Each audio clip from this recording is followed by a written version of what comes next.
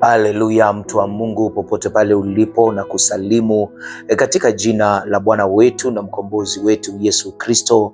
Ujambo, Bwana Yesu asifiwe, na karibu sana kwenye madhabahu ya kambi ya wateule. Jumanne nyingine Mwenyezi Mungu ametuwezesha kuwa kwa pamoja kwenye madhabahu tuweze kulipokea neno lake Mwenyezi Mungu. Tuamrishe siku yetu kwa neno la Mungu. Napenda zaidi maana ili neno ni roho, ili neno ni uzima, na hivyo hakuna wakati utachoka. Ili neno jinsi unavyolipokea ndivyo linavyokujaa, na hivyo utapata ukianza kutafakari uko na neno la kutafakari, na ndio maana tunaungana kila siku tunapata neno la kutafakari. Siri nyingine ni kwamba Daudi akasema, nimeliweka neno lako moyoni mwangu, na ili nisije nikakutenda dhambi. Na hivyo tukipokea neno la Mungu kila siku na ulitilie maanani, kuna dhambi hautang'ang'ana na dhambi tena, maana neno la Mungu litakuwa ndani yako kwa wingi, na utakuwa mtu aliyebarikiwa. Maana mtu aliyebarikiwa ni yule ambaye furaha yake ni kulitafakari neno la Mungu usiku na mchana.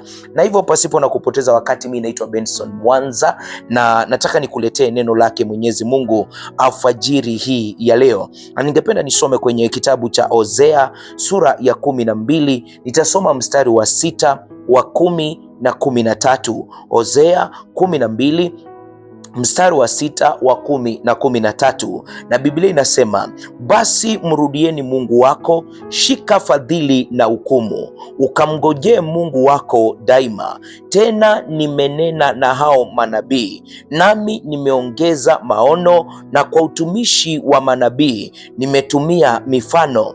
Na kwa nabii Bwana alimtoa Israeli katika Misri, na kwa mkono wa nabii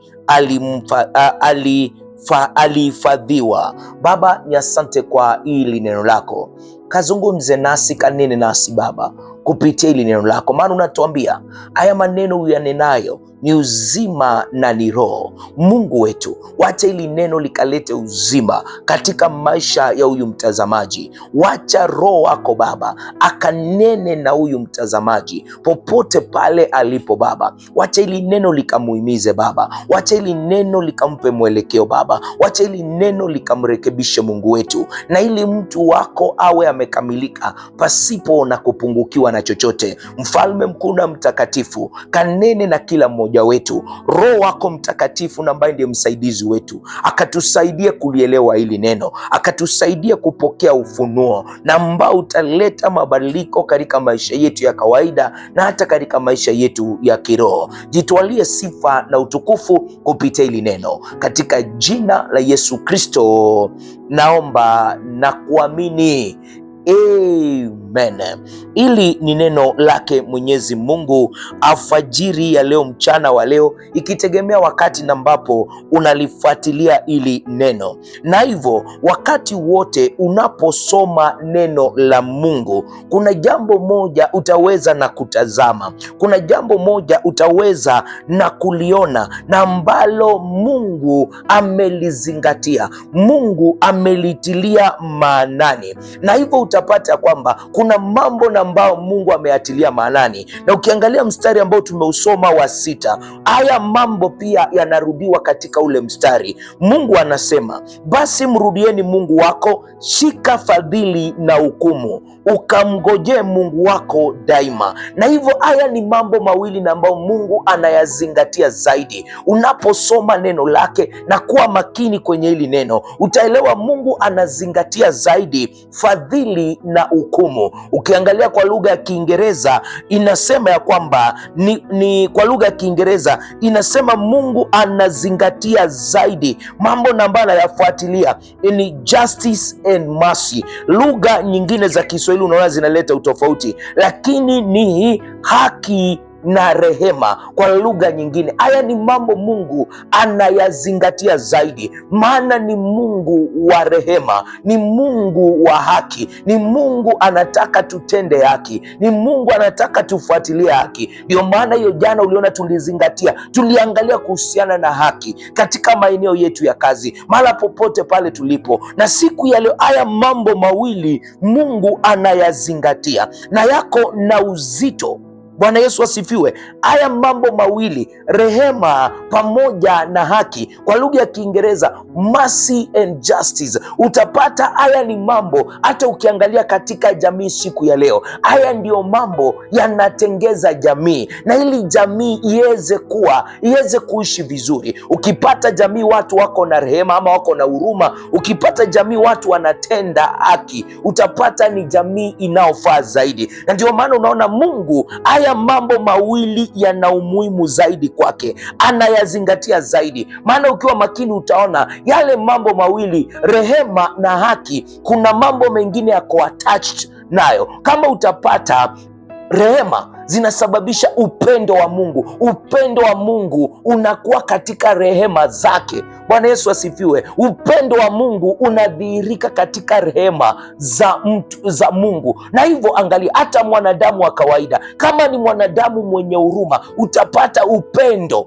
Ni upendo unadhihirika kupitia huruma, ni upendo unadhihirika kupitia rehema. Na hivyo ukipata jamii na ambayo iko na watu wenye huruma, utapata ni jamii na ambayo imebadilika. Ukipata jamii na ambayo ni watu wanapenda kutenda haki, utapata ni jamii na ambayo iliyo bora zaidi. Na ndio maana ya mambo Mungu anayazingatia zaidi na ambayo tunayaangalia zaidi katika jamii. Lakini angalia hapa, ukiangalia haki inahakikisha kwamba kila mtu anapokea kile anastahili. Sasa huyu ni Mungu wa haki, na ndio maana nasema tutetee na kupigania haki. Kwa hivyo kuna yale mambo na ambayo unastahili. Bwana Yesu asifiwe. Hiyo ni haki, na ndio maana unasikia anasema katika neno lake, usidanganyike, Mungu adhihakiwi. Kile unachokipanda hakika utakivuna. Hiyo ni haki, na ndio maana Mungu anasema tufuatilie na tutetee haki. Kwa hivyo haki ukiangalia inahakikisha kila mtu anapokea kile anachokistahili.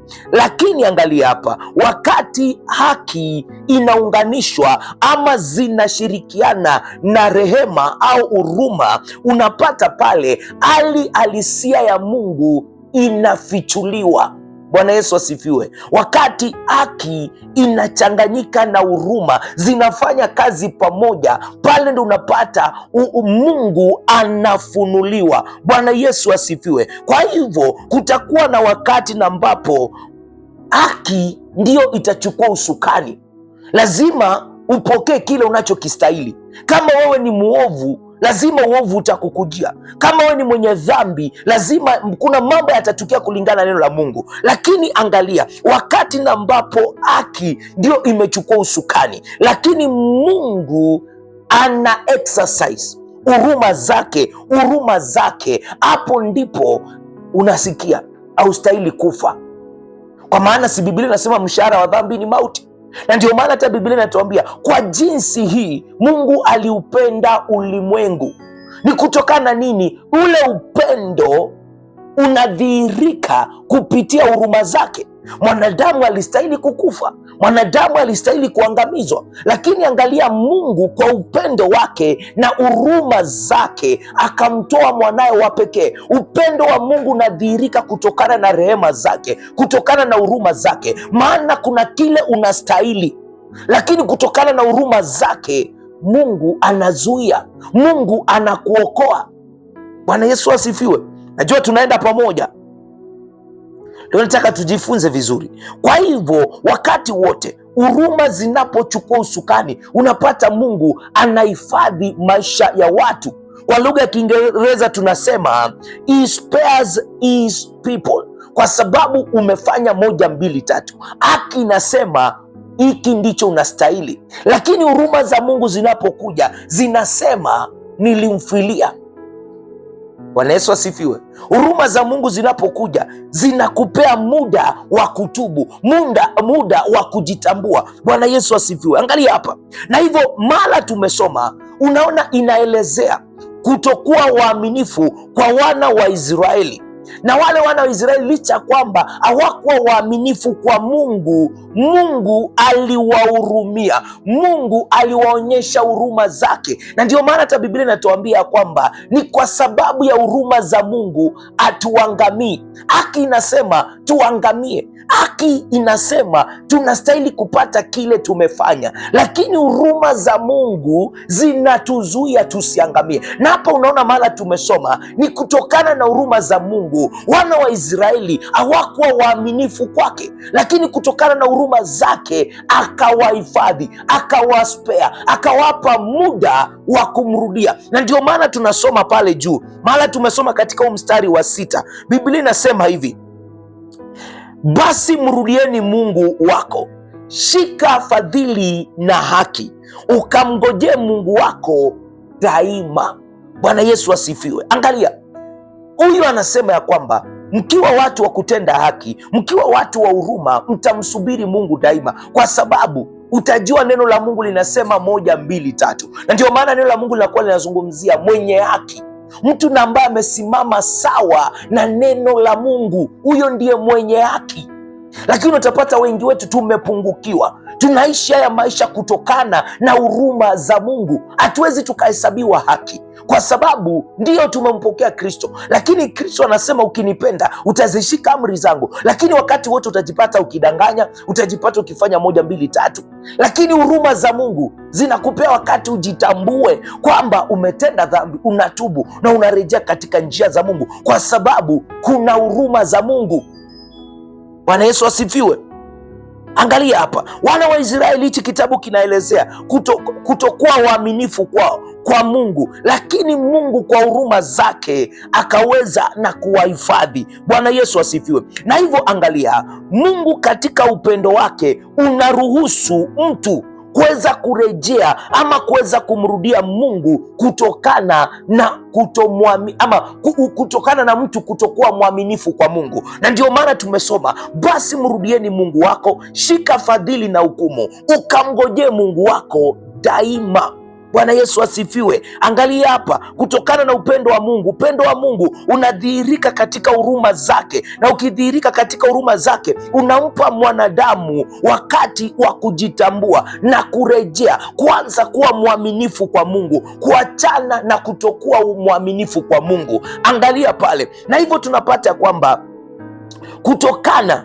hili linadhihirika kutokana na huruma za Mungu zinapodhihirika. Na hivyo Mungu, ndio sababu utapata mwenye mtu ambaye ni mwovu, haki inasema mshahara wa dhambi ni mauti, lakini mtu ni mwovu, lakini Mungu anampa wakati ajitambue. Ni kutokana na huruma zake, ni kutokana na upendo wake. Ndio maana anasema ya kwamba yeye anakupea muda uweze kujitambua, uweze kurudia Mungu, uweze kutubu, uweze kutoa toba yako. Na ndio maana angalia, Yohana Mbatizaji anakuwa na ubiri hili katika Mathayo 3 mstari wa 8 hadi wa 10. Biblia inasema, basi zaeni matunda yapasayo toba, wala msiwaze mioyoni mwenu kwamba tunaye baba ndiye Ibrahimu, kwa maana nawaambia ya kwamba Mungu aweza katika mawe haya kumwinulia Ibrahimu watoto. Na shoka limekwisha kuwekwa penye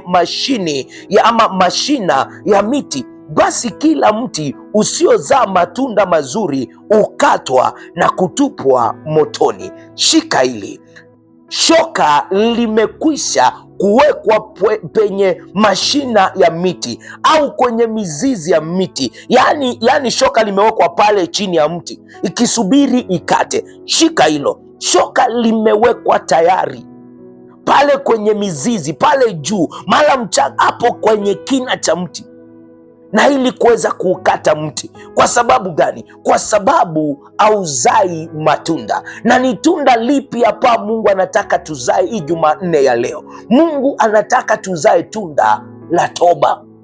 Bwana Yesu asifiwe. Mungu anataka tuzae tunda la toba. Elewa ya kwamba shoka limewekwa tayari kukata mti usiozaa matunda, na tunda ambalo Mungu anataka tulizae Jumanne ya leo ni tunda la toba. Kwa nini? Kwa sababu shika hili, Mungu anasema hivi, Mungu Isaya anapokuwa anatabiri anasema Mungu anaishi mahala palipoinuliwa, palipo patakatifu, na anaendelea kusema pia anaishi ndani ya moyo wa mtu aliyetubu, aliyejinyenyekesha. Yaani ni mtu aliyewacha dhambi, ni mtu aliyezaa tunda la toba.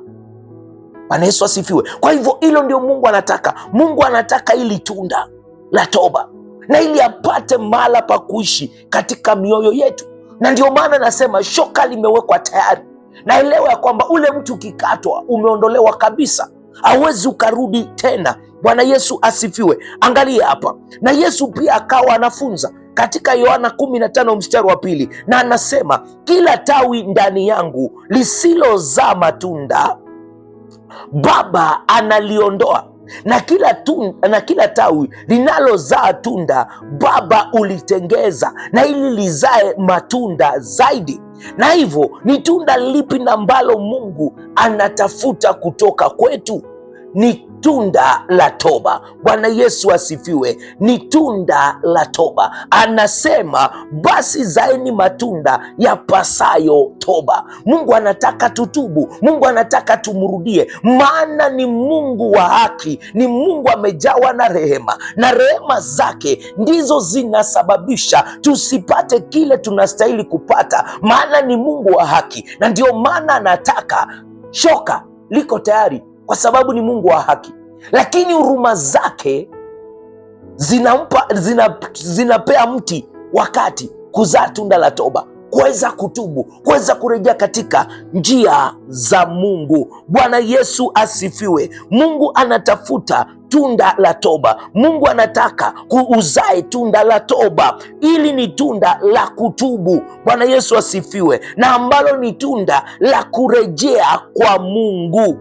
Mungu ametupa, Mungu ametuwezesha kuzaa ili tunda kupitia huduma ya neno lake. Bwana Yesu asifiwe.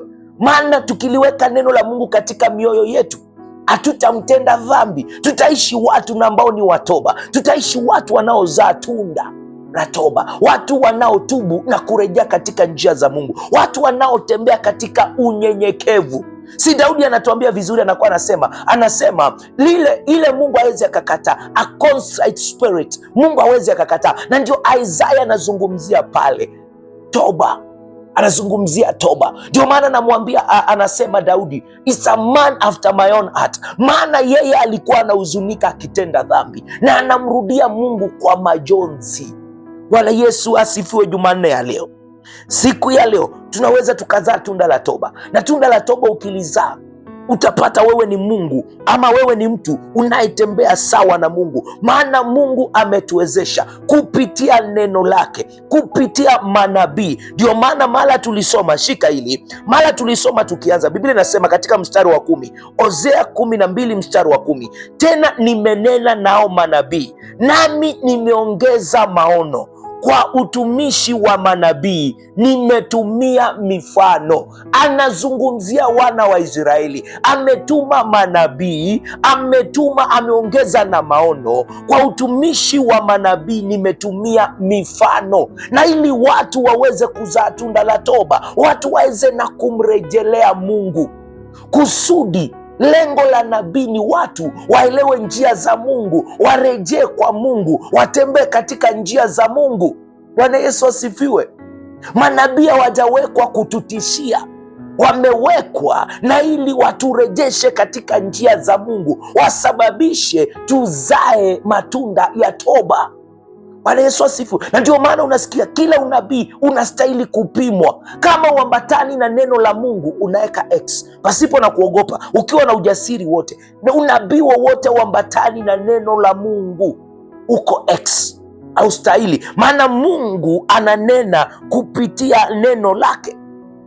Bwana Yesu asifiwe. Ndio maana unasikia tupime kila roho, lakini wengi wetu tumeanguka. na tukaingia katika dhambi, tukakosa njia za Mungu kwa sababu ya unabii na ambao ulitolewa na ambao au kuambatana na neno la Mungu au kuupima, na wewe ukaushikilia na ukaendelea kupotea, ukapotea kabisa. Na Mungu anasema vizuri, tena nimenena nao manabii, nami nimeongeza maono, na kwa utumishi wa manabii nimetumia mifano. Na Mungu anaongeza na kusema mstari wa 13, na kwa nabii Bwana alimtoa Israeli katika Misri.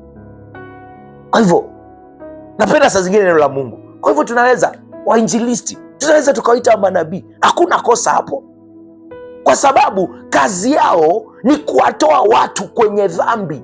Bwana Yesu asifiwe. Kazi yao ni kuwatoa watu, kusababisha watu wazae tunda la toba, waweze kurejea kwa Mungu. Bwana Yesu asifiwe. Nabii Swile atakuja akwambie, ninaona kesho kutakuwa hivi, na unakosa kufuata. Lakini shika hili, na kwa nabii Bwana alimtoa Israeli katika Misri. Kwa hivyo kusudi la nabii ni kuokoa, ni kurejesha katika njia za Mungu. Najua Jumanne ya leo kuna mambo utajifunza, ndio sababu huu ujumbe si ukupa kichwa, maana najua kuna kile Mungu anazungumza na kila mmoja wetu. Kusudi la nabii ni kuokoa, kusudi la nabii ni kutoa mahala na ambapo si pa Mungu na kukuelekeza katika njia za Mungu. Bwana Yesu asifiwe. Na kwa nabii Bwana alimtoa Israeli katika Misri, na kwa mkono wa nabii alihifadhiwa. Bwana Yesu asifiwe. Kwa hivyo ili tunda la toba linatokana na nabii kunena njia za Mungu, mausia ya Mungu, mapenzi ya Mungu katika maisha yako, na unajitambua. Anazungumzia wana wa Israeli hapo Hosea, walikuwa wamepotoka, walikuwa unfaithful, na Mungu anaelezea zile njia alitumia kuwarejesha, zile njia alitumia na ili waweze kurudi na wazae tunda la toba na warejee katika njia za Mungu. Na ndio maana unaona tulianza. Bwana Yesu asifiwe. Haya ni mambo mawili. Hata kwa nabii yeyote yule lazima awe ni wa kutenda haki, lazima awe ni mwenye huruma. Angalia Mungu wakati wote hata alipokuwa anatuma manabii wake alikuwa anawaambia, enda waambie wana wa Israeli waachane na dhambi, wanirudie. Anawapea njia ya kumrudia, lakini wasipofanya hivi, hiki ndicho kitatokea. Unabii unakuja kurejesha watu katika njia za Mungu na kuwaepushana na uovu, kuwaepushana na uangamizi. Wanapewa kuchagua. Hata akasema, lakini mimi nawaambia chagueni uzima. Bwana Yesu asifiwe. Njia ni mbili, lakini Mungu hawezi akakulazimisha, lazima uchague moja. Na ndio maana wakati mwingi utapata kuna nabii zingine hata zinapokuja wale wako na discerning spirit, utajua tu mapema hii haitoki kwa Mungu. Lakini ni vile tu uwezi ukasimama ukasema, lakini kabisa ndani yako you have discerned this is not from God, kwa sababu kuna vigezo: haki na rehema. Inarejesha watu kwa Mungu, inaelekeza watu kwa Mungu, au inaelekeza watu kwa watu. Sitaki kuenda hiyo saidi, acha nimalizie ujumbe wangu siku ya leo. Yohana akasema, shoka limewekwa tayari kukata mti usiozaa tunda la toba. Yesu akasema Mungu yu tayari kuondoa kila tawi lisilozaa tunda na kulipariria zaidi lile na ambalo linazaa, na ili lizae zaidi. Bwana Yesu asifiwe. Na hilo tunapokuwa tunamalizia, Mungu anataka tuzae tunda la toba, na Mungu anasema nimezungumza na manabii. Hapo tumetoka na Mungu anasema kwamba amelituma neno lake, ametuma manabii. Na hivyo wakati unapopokea neno lake, wakati unapopokea huyo nabii, unapokea thawabu ya nabii. Na thawabu ya nabii iko katika baraka na ambazo ziko kwenye neno la Mungu, na neno la Mungu liko na nguvu ya kukuweka katika mapenzi yake na katika kusudi lake. Mungu kwa nabii alimtoa ama aliwatoa wana wa Israeli kutoka Misri, Neno la Mungu liko na nguvu kukuweka katika makusudi ya Mungu. Neno la Mungu likiwa na Musa lilitenda mambo makuu. Tukianzia pale Misri, tuliona zile the 10 plagues na ambazo zinafungua mlango, na pia tunaona wakivuka bahari ya Shamu. Hii yote ilitokana nini? Neno la Mungu liko na nguvu ya kukurejesha katika makusudi ya Mungu. Neno la Mungu, Mungu kwa mtumishi wake nabii alimtoa Israeli kutoka Misri, na neno la Mungu likiwa na Musa alitenda mambo makuu, na watu wakaona. Mpendwa, alfajiri leo nataka kusema nini? Rejea kwa Mungu, maana unabii ni wa kurejesha watu kwa Mungu, ni wa kurejesha watu katika makusudi ya Mungu, katika njia za Mungu. Wewe huwa unaliheshimu neno la Mungu, wewe unawaheshimu wale wanaolibeba neno la Mungu. Mungu anasema ameongeza hata maono, ametuma manabii kukuongoza wewe kwa sauti yake. Bwana Yesu asifiwe. Na ndio maana utapata ukiingia kwenye YouTube utapata wahubiri wako wengi. Tembea hii Kenya, makanisa yako mengi. Mungu ametumana, watu wanaota, watu wanaona maono. Ukweli ni kwamba Mungu anataka turejee kwake. Mungu anataka turejee katika makusudi yake. Mungu anataka, kama ni dhambi, achana na dhambi. Shoka limewekwa tayari kukata mti usiozaa matunda. Ndio, unaweza kuwa umeokoka lakini uzai matunda. Mungu anataka uzae tunda, uingie katika makusudi yake, mapenzi na ambayo alikuumbia. Kama hujaokoka, Mungu anataka uzae tunda la toba, urejee katika njia za Mungu. Ukirejea katika njia za Mungu, ataanza na kukuongoza. Ndio maana ametupa mfano na Israeli. Kwa nabii, Mungu alimtoa Israeli kutoka Misri, na kwa mkono wa nabii Mungu alimuhifadhi. Ndio maana Daudi ana summarize yote, anasema neno lako nimeliweka moyoni mwangu, nisije nikakutenda dhambi. Anasema pia neno lako ni taa ya miguu yangu na mwanga katika njia zangu. Ni sisi tuliachiwa msaidizi, Roho Mtakatifu, na ambaye atakusaidia kuelewa huyu ni Mungu anazungumza ama si Mungu. Roho wa Mungu ndio kazi, msaidizi. Kwa hivyo ukipotea, ni wewe kutaka au kumruhusu Roho wa Mungu. Usilaumu mtu yeyote, au kuruhusu Roho wa Mungu, au kuruhusu Mungu akuzungumzie, akuelekeze.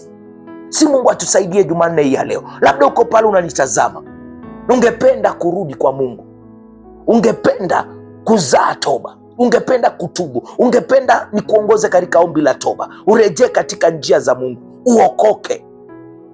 Sema, Bwana Yesu, siku ya leo naja mbele zako, nimetambua ya kwamba mimi ni mwenye dhambi, na siku ya leo Yesu Kristo, ninaamini ndani ya moyo wangu na kukiri na kinywa changu kwamba wewe Yesu Kristo ni Bwana na Mwokozi wa maisha yangu, na kwamba Mungu alikufufua kutoka kwa wafu na ili unipe wokovu. Huu wokovu siku ya leo ninaupokea. Futa jina langu kwenye kitabu cha mauti na uliandike jina langu kwenye kitabu cha uzima wa milele na milele. Yesu Kristo, ninakupokea, nipokee, nijaze na Roho wako Mtakatifu, aniongoze kwenye hii safari ambayo nimeanza siku ya leo. Katika jina la Yesu Kristo naokoka na kuamini. Mfalme mkuu na mtakatifu, ninakushukuru kwa hili neno siku ya leo Baba, na ambalo umetukumbusha kwamba tuzae matunda yapasayo toba, na unatukumbusha kwamba shoka limewekwa tayari kukata kila mti usiozaa matunda, na ukatukumbusha kwa mara nyingine kwamba kila tawi lililo ndani yako lisilozaa matunda, Mungu Baba ulikata na kulitupa, na lile linalozaa yeye ulipariria zaidi, na ili lizae matunda zaidi. Mfalme mkuu na mtakatifu, tunaomba ukatusamehe mahala tumeishi pasipo na kuzaa, mahala tumeishi pasipo na kuzaa matunda mema, matunda yapasayo toba, matunda ambayo yataelekeza watu kwako, kurejea kwako Mungu wetu, kurejea katika mapenzi yako Baba. Mfalme mkuu na mtakatifu, tunatubu, ukatusamehe, na kuanzia siku ya leo Baba tutazaa matunda yaliyo ya kukupendeza wewe. Mfalme mkuu na mtakatifu, tusaidie, na ili Mungu wetu tuenende katika njia zako, turejeshe katika njia zako. Tutakurudia Baba, tumekurudia Baba kwa kuomba ombi la toba. Baba, katuongoze sasa. Kwa mkono wa nabii uliwahifadhi, maana umewakomboa kupitia nabii kutoka Misri. Pia kwa mkono wa nabii unawahifadhi au wameokoka Baba, kawahifadhi kupitia neno lako, kwa utukufu wa jina lako. Mfalme mkuu na mtakatifu, tukuka na heshimika milele yote. Ijumaa ya leo pia tuikabidhi mikononi mwako Baba, enda ukatuongoze Baba tunapoingia katika shughuli mbalimbali. Mfalme mkuu na mtakatifu, katuongoze, katushindanie Baba. Wacha kwa mkono wa nabii Baba ukatuhifadhi katika hii siku ya leo, na hata kila siku katuhifadhi kwa utukufu wa jina lako. Mfalme mkuu na mtakatifu, jitwalie sifa na ukajitukuze. Walio wagonjwa alfajiri ya leo, natangaza uponyaji juu ya maisha yao. Mfalme waliofungwa, natangaza kufunguliwa kwao. Mfalme na ambao hawana amani, natangaza amani ya Bwana juu ya maisha yao katika jina la Yesu Kristo. Mfalme mkuu na mtakatifu, jitukuze na ujitwalie sifa alfajiri ya leo. Huyu ambaye anaamka asijue pa kuelekea, natangaza milango ya kazi ikafunguke anapoondoka Baba kuelekea kubahatisha Baba, maana yeye ako na imani, ameamka na ameenda. Kafungue hiyo milango ya hicho kibarua, kafungue hiyo milango ya hiyo kazi, kwenye hiyo interview kampe kibali katika jina la Yesu Kristo. Mfalme, jitukuze na ujitwalie sifa katika jina la Yesu Kristo, naomba na kuamini, amen.